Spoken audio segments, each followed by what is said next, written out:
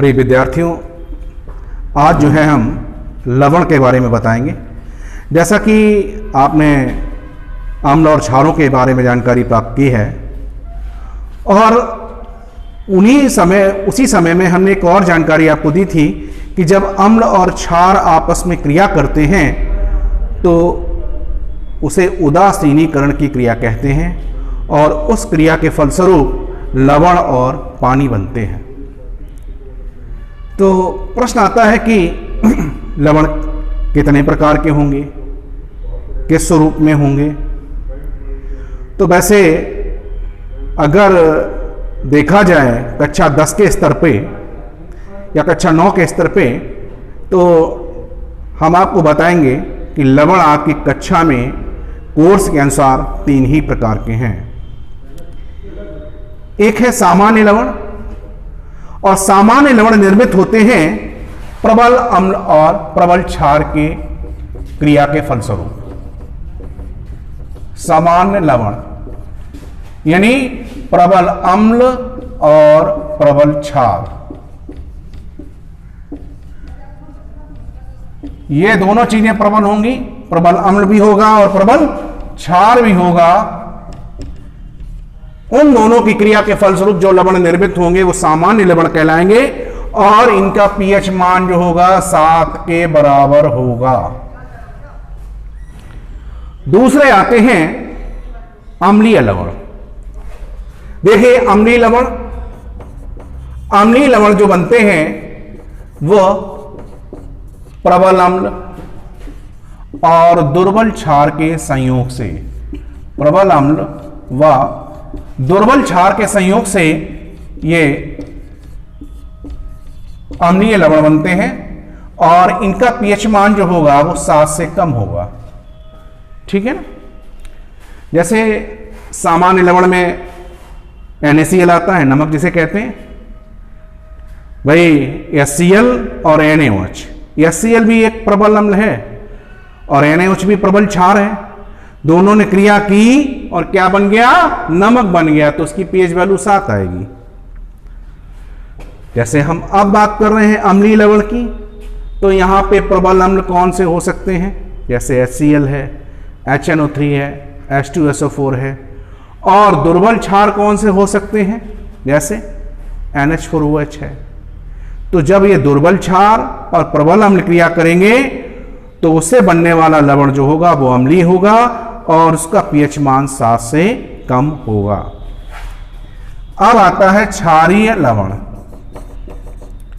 क्षारीय लवण ये जो बनते हैं दुर्बल अम्ल और प्रबल क्षार से, दुर्बल अम्ल और प्रबल क्षार, इन दोनों के संयोग से जो बनेगा वो कहलाएगा आपका क्षारीय लवण।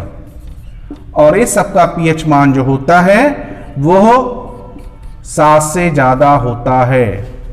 वैसा आपने पीएच की टेबल पढ़ी है, पीएच स्केल पढ़ी है, तो 7 वाले जो तत्व होते हैं, यानी जिन अम्ल का, क्षार का, लवण का पीएच मान 7 होगा वो सब उदासीन होंगे। 7 से कम है तो वो अम्लीय होंगे, 7 से अधिक है तो वो क्षारीय होंगे। ठीक है ना। अब हम बात करेंगे कि आपके पाठ्यक्रम में कौन कौन से सिलेबस में है। तो कक्षा 10 के विद्यार्थियों, आपको हम बता दें कि आपके सिलेबस में आता है सोडियम हाइड्रोक्साइड। सोडियम हाइड्रोक्साइड, और इसको कैसे आप निर्मित करेंगे, तो हर बच्चे को कम से कम इसके निर्माण की विधि, उसमें जो रिएक्शन लिखी जाती है वो याद होनी चाहिए, और तीसरी बात है कि उसके उपयोग भी याद रखने चाहिए। उस लवण के क्या क्या उपयोग हैं वो भी याद होने चाहिए। तो हम बात करेंगे सोडियम हाइड्रोक्साइड यानी NaOH। सभी को मालूम है इसका सूत्र क्या है, ना याद हो तो रिकॉल करा देते हैं हम आपको। NaOH।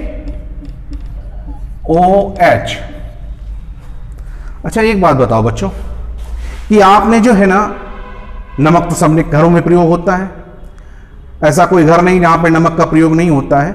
और नमक आता कहां से है ये भी जानते हैं, समुद्री जल के वाष्पन से नमक प्राप्त होता है। तो जो समुद्र से नमक प्राप्त होता है उसमें कई अशुद्धियाँ और भी घुली रहती हैं। तो जो समुद्र से मिलने वाला नमक होता है, जो घरों में इस्तेमाल होता है, बिल्कुल सफ़ेद नमक वैसा नहीं होता है, ये भूरे रंग का होता है। लेकिन जब इसको प्यूरिफाई किया जाता है, शुद्धिकरण किया जाता है, तो हमें नमक मिलता है बिल्कुल सफ़ेद। और इसी नमक के जलीय विलयन का हम प्रयोग करके सोडियम हाइड्रोक्साइड का निर्माण करेंगे। तो करना क्या है कि इसके लिए एक हमें संयंत्र इस रूप में लेना पड़ता है, और उसमें जो है यहाँ पे एक परमीएबल मेम्ब्रेन लगा देते हैं। यानी इस मेम्ब्रेन की खासियत ये होती है कि इससे आयंस का ट्रांसफरेंस होता है, आयंस का विनिमय होता है, एक से दूसरी क्षेत्र पर जा सकते हैं। हमने क्या किया है कि NaCl का जलीय विलयन ले लिया है, NaCl का जलीय विलयन, और इस जलीय विलयन को इसके अंदर हमने भर दिया है। और इसके ऊपर जो है यहां पे सील्ड है, यहां पर एक चैम्बर रहता है गैस निकालने के लिए, और इसी तरह से यहां पे होता है एक चैम्बर गैस निकालने के लिए। अब जानेंगे कौन कौन सी गैसें निकल रही हैं यहाँ पे और कौन कौन से उत्पाद बन रहे हैं। तो अब यहाँ पे हम दो इलेक्ट्रोड का इस्तेमाल करेंगे, एक को कहलाते हैं कैथोड और एक को कहते हैं एनोड। यानी जो विद्युत के धन से जुड़ा होगा वो कहलाएगा एनोड, और जो ऋण से जुड़ा होगा वो कहलाएगा कैथोड। तो ये तो रहा आपका एक इलेक्ट्रोड हमने लगा दिया है, इसको हम यहीं से खत्म कर देते हैं, अंदर तक नहीं लाएंगे। तो इसको जो है हमने प्लस से जोड़ दिया है, तो ये हो गया आपका एनोड, ठीक है ना। और इसी तरह का एक हमने इलेक्ट्रोड इधर ले लिया है, और जिसको हमने बैटरी के ऋण से जोड़ दिया है, और इसका नाम हो गया कैथोड। एनोड को धनोद भी कहते हैं, याद रखना, एनोड को धनोद भी कहते हैं और कैथोड को ऋणोद भी कहते हैं। अब इस जलीय विलयन में कौन कौन सी चीजें किधर की ओर गमन करेंगी। तो अब NaCl को जब आप पानी में घोल देंगे तो पूर्णतः आयनाइज हो जाएगा, और जब पूर्णतः आयनीकृत हो जाएगा तो आपके सामने जो है Na धनायन, हाइड्रोजन धनायन, Cl ऋणायन और OH ऋणायन, ये चार आयन इस विलयन के अंदर मौजूद हो गए हैं। तो जो धनायन हैं वो कैथोड की तरफ जाएंगे और ऋणायन हैं वो एनोड की तरफ आएंगे। तो इस तरह से इनका गमन शुरू हो जाएगा। देखें कैथोड पे क्या मिलेगा, कैथोड पर कौन सी गैस मिलेगी, देखते हैं। कैथोड पर पहुंचने वाले हाइड्रोजन है और सोडियम है। आपको बता दें कि हाइड्रोजन की स्थिति सोडियम से नीचे है, और इसलिए हाइड्रोजन पहले डिस्चार्ज हो जाएगा, ठीक है, पहला जो है अपना आयनन समाप्त कर लेगा। हाइड्रोजन, दो हाइड्रोजन के हमने यहाँ पे आयन ले लिए हैं, इन्होंने 2 इलेक्ट्रॉन ग्रहण किए, और ये बन गया आपका हाइड्रोजन मूलक, और यही हाइड्रोजन मूलक हाइड्रोजन गैस के रूप में यहाँ पे निकल जाएगी। तो यानी कैथोड पे जो गैस मिलेगी वो कहलाएगी हाइड्रोजन। अब देखते हैं एनोड। एनोड पे क्या होगा, Cl और OH दोनों पहुंचेंगे एनोड पे, और एनोड पर पहुंचने पर देखेंगे आप क्लोरीन की पोजीशन लोअर है, तो क्लोरीन डिस्चार्ज पहले हो जाएगी।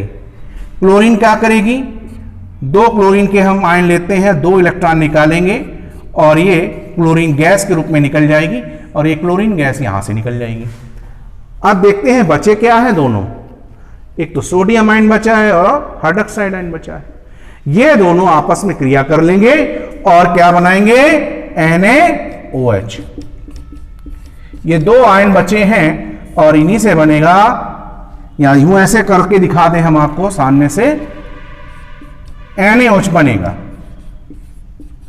और इसी को कहते हैं आप सोडियम हाइड्रोक्साइड। ठीक है बच्चों।